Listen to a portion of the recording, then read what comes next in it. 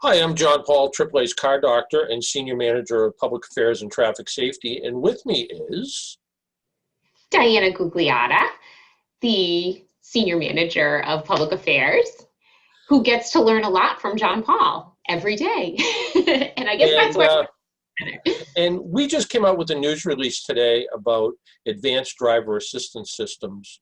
So what do you think? very interesting research, I think. I've been having a lot of interesting conversations just with family and friends about new vehicle technology. One who has a brand new Tesla, one that's looking into a more autonomous vehicle as their next car. And it's just so interesting to look at this research out of the University of Utah and see how the nomenclature can make such a difference in the consumer knowing or really truly understanding what their car can do. And I know, John, you often explain to folks like me, the average consumer, about the difference between kind of level one and level two autonomy in vehicles. And I think it all goes back to what we often talk about is you really have to spend some time with your owner's manual and understanding the safety features in your Yeah, vehicle. absolutely. What happens is, and I always joke about this too, that the owner's manual is the least read book ever published. And if you go into a junkyard, it's always the best looking part of any car that's in the junkyard because people don't take it out of the glove compartment. And what happens is um, there is a certain amount of hype that goes along with some of the terminology. And Mhm. even what you said, there's five, technically six levels of vehicle autonomy if you count level zero. And we Mhm. can look at vehicle autonomy in a lot of different ways. Um, Something like an automatic transmission, to some extent, is vehicle autonomy. There was a time where you needed to shift every single car, and even you needed to start every single car with a crank. And today, it's obviously that's nothing that happens anymore. So, vehicle one autonomy, in its simplest terms, is the car controls the speed. So a smart cruise control system that's able to set this a speed at 60 miles an hour, and when someone pulls in front of you only doing 40, it slows the car down. And depending on the system, it may slow it down completely to a stop if you're in stop and go traffic, and it may start right up right away. Some systems Mhm. drop off at 5 or 10 miles an hour. Level two vehicle autonomy, again in its simplest terms, has some control over steering. So cars that have lane departure correction or lane centering, um, that will, if you start to drift out of a lane, will actually pull you back into the lane by either steering or applying the brakes slightly. Um, that's sort of level two vehicle autonomy. And we are starting to see it. You mentioned your friend with the brand new Tesla. Tesla is Right. probably the most advanced system right now. And unfortunately, there's a lot of misinformation about that. In the Tesla owner's manual, it says the system is never designed to take over for the driver, but there is video of Elon Musk's wife driving down the road or not driving down the road and letting the car do all the driving. So it's kind Yeah. of a scary video there. And recently, within the past couple of months, there's been some serious car crashes with Tesla vehicles running into things like police cars and fire apparatus. And you think, well, those are pretty well lit type things. And, how can Yeah. you miss a big red fire truck? Well, apparently a Tesla can. And probably the biggest joke lately, I think, was there was some software glitch, and I think it was Tesla, but I'm not 100% sure, that stopped in front of a fast food place because it thought it was a stop sign. Oh, Well, wow. well, and I can't remember which fast food place it was. It may have been Burger King or something. And they used it as part of a quick little social media advertising campaign that even autonomous Mhm. vehicles know where to stop to eat.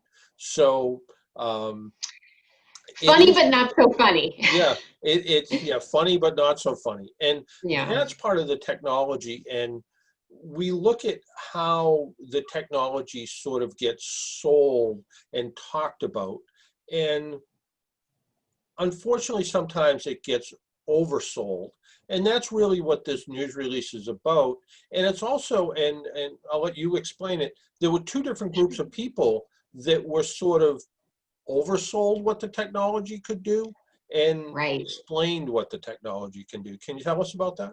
Right. So there were two cohorts in the study. One was educated, and well, both groups were educated. One was told that they were driving a vehicle with a system called autono drive, which that terminology I think kind of gives way to thinking, oh, this is an autonomous vehicle that can do a whole lot more. And they were kind of given an upbeat training that emphasized all the system's capabilities, all the bells and whistles, and all the conveniences for the driver. And then the other half of the participants were told that they were being put in vehicles with a system called driver assist or drive assist. And that group had the training, but there was more emphasis on the responsibility of the driver and the system's limitations, truer to the level 2 technology that was actually built into the vehicle. So there were 4 vehicles in the study overall, but those two cohorts with those different levels of education. And it was really interesting. So 42% of the participants using autono drive said that the system, even the name, made the system sound more capable than it really was, while only 11% in the group of the drive assist felt that way, that they had, extreme confidence in the vehicle itself. So there were differences in the way, I mean, they put them on in a couple different driving environments, one on more of a straight highway, one on more, those winding, curving roads. Again, this was done out around the University of Utah. But it was really interesting. They kind of broke it up too and paid attention a little bit to the age of the participants. And that didn't differ. So we have come along some research recently that shows that a younger driver has more confidence in autonomous vehicles overall, and they'll kind of pay less attention to the driving environment around them when they feel that their car can take up the work. They're more inclined to look at a cell phone or respond to a text message, things like that. But in this study, age didn't really make a difference. It was more in the marketing of the system itself. Yeah. So Yeah, and I think that's what makes it really interesting is that I guess as a population we can be somewhat, I hate to use the word steering in that direction, but we do, and we get influenced by the marketing and the sales that go into these systems. And I don't want people to think that we're against driver improvement systems, because we know that advanced driver assistance systems will be helpful. And we can take it all the way back to when anti-lock brakes were first introduced in vehicles. And there were people that were really concerned that anti-lock brakes, if half the population had it and half the population didn't, the part that didn't would crash into the part that did. And what we found is anti-lock brakes truly improve driver skill level by allowing them to both steer and brake at the same time and have more control under their vehicle. And what's great about anti-lock brakes, the brake system never panics, even when the driver does. So when the driver jams on the brake system is going to work properly, something that's hard to do for a driver unless they have a high level of skill.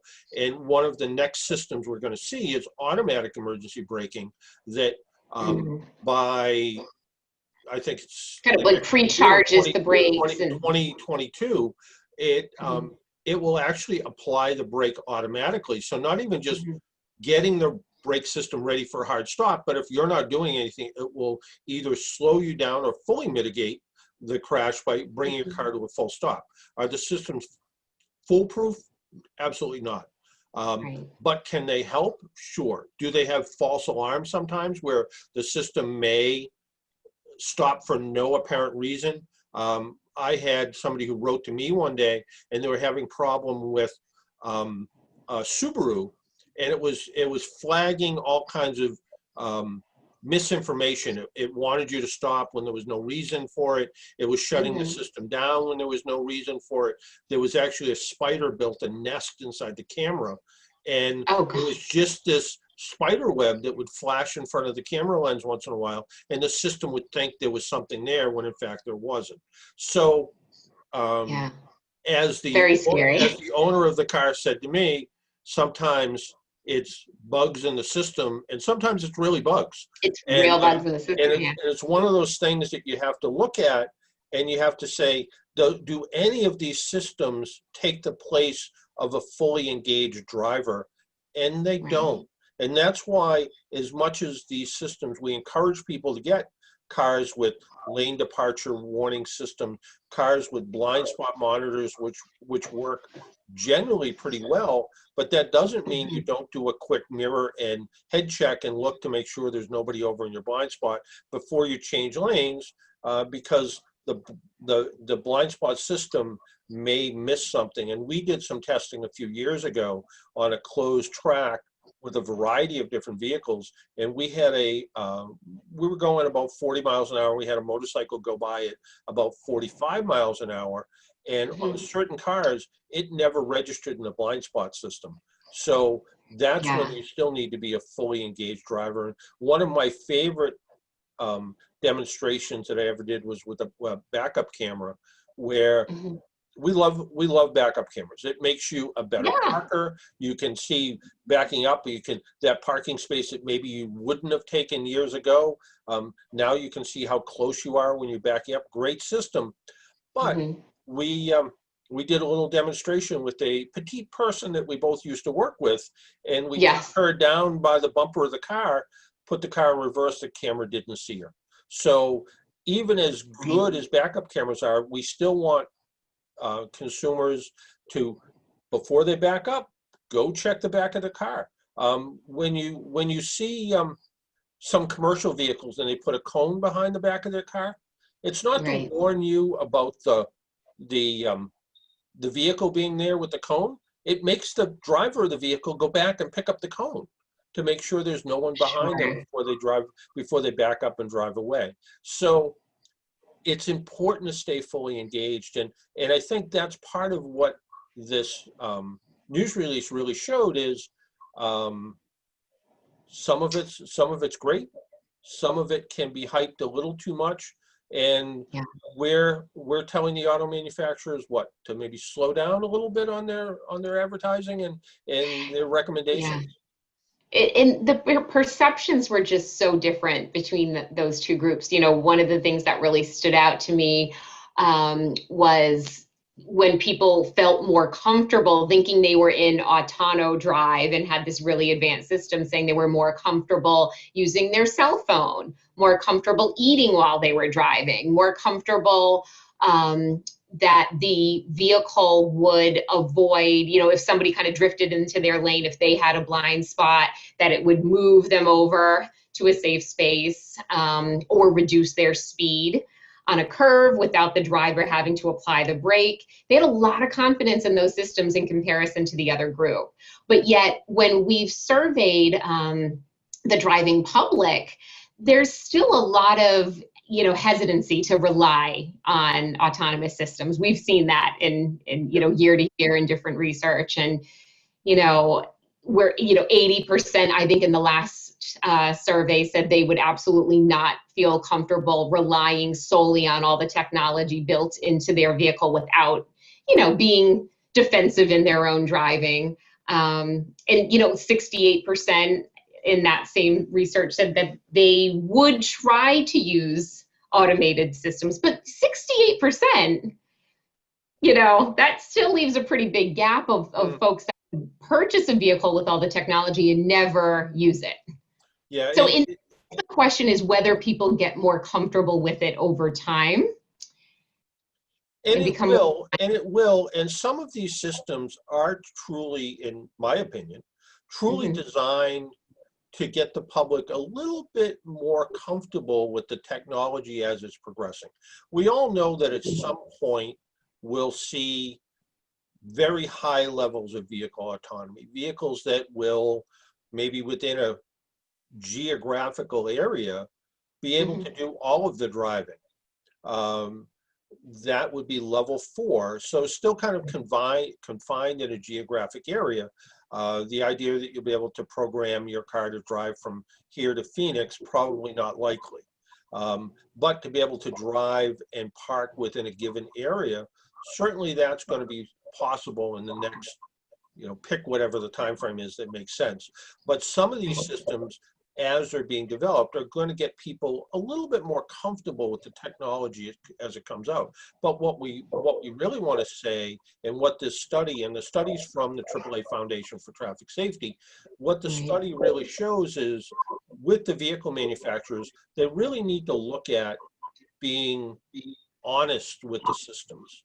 And we want them to continue to develop these systems the best they can, and come out with systems that are going to, we know that vehicle autonomy will make the road safer, but we want them to be honest, and as they roll out these systems, roll them out in a very meaningful and sincere way, I guess, right?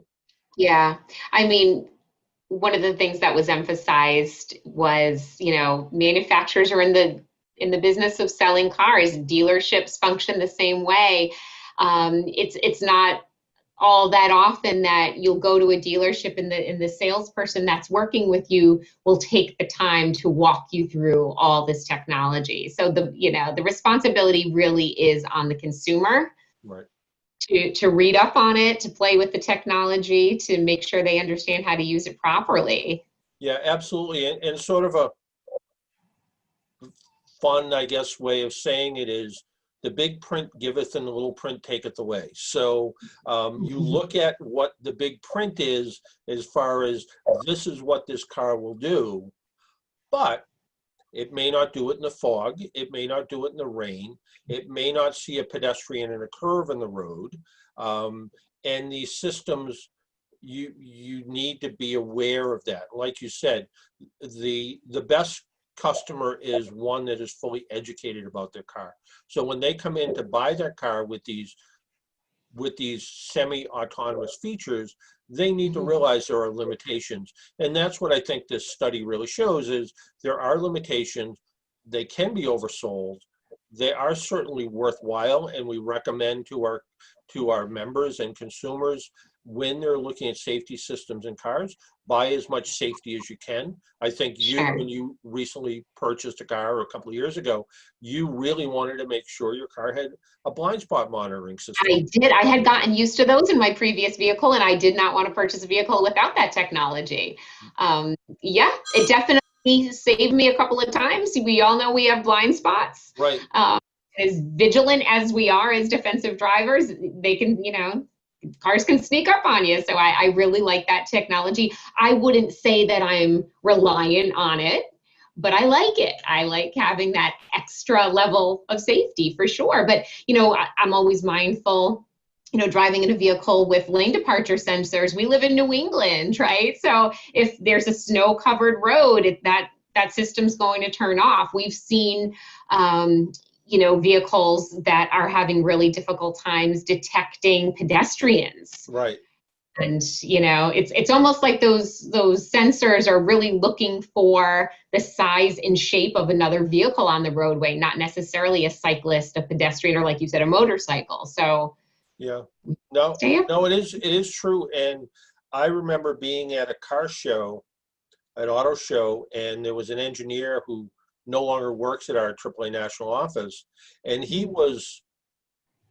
might have been 5'5" and weighed 110 pounds. He was a